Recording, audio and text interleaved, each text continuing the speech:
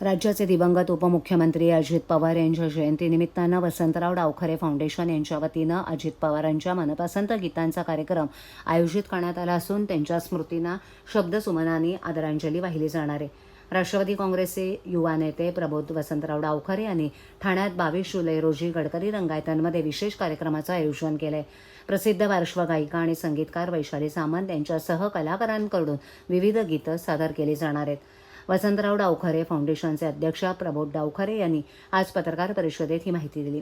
यावेळेला राष्ट्रवादी काँग्रेसचे ठाणे शहर जिल्हाध्यक्ष नजीब मुल्ला, राष्ट्रवादी काँग्रेसचे नगरसेवक सुहास देसाई, राष्ट्रवादी युवक काँग्रेसचे शहराध्यक्ष वीरू वाघमारे यांची उपस्थिती होती।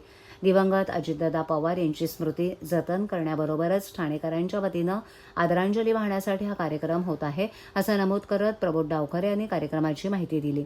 ते पुढे म्हणाले की दिवंगत उपमुख्यमंत्री अजितदादा पवार यांचे ठाण्याबरोबर ऋणानुबंध होते।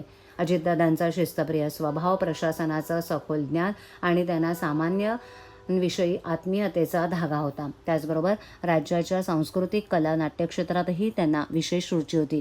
त्या अनुषंगानं वसंतराव डावखरे फाउंडेशनतर्फे अजितदादांच्या मनपसंत गीतांचा कार्यक्रम सादर केला जाईल। या कार्यक्रमात महाराष्ट्राच्या सांस्कृतिक परंपरेचा गौरव केला जाणार आहे। या कार्यक्रमाला राज्यातील मान्यवरांची उपस्थिती राहील। त्याचबरोबर या कार्यक्रमात दिव्यांग अनाथ विद्यार्थ्यांना मदतीचा हात दिला जाणार आहे। या कार्यक्रमाला ठाणेकरांनी उपस्थित राहावं असं आवाहन प्रबोध डावखरे यांनी केले। त्याचबरोबर यापुढील काळात ठाण्यातील नागरिकांसाठी दरमहा विविध उपक्रमांबरोबर कार्यक्रम सादर करण्यात येतील असं प्रबोध डावखरे यांनी सांगितलं।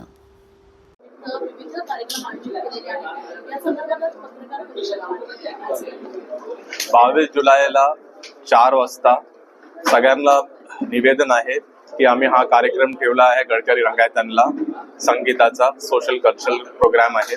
अजितदादांच्या आवडीचे जे एक संगीत होते हे आम्ही वैशाली सामंतजींच्या बरोबर हा कार्यक्रम घेतलेला आहे। तर माझी सगळ्यांना आवर्जून निवेदन आहे की आम्ही हा राष्ट्रवादी बरोबर आम्ही हा कार्यक्रम जो करतो आहोत त्याच्यात प्लीज कृपया करून आपण सर्व शामिल व्हावे।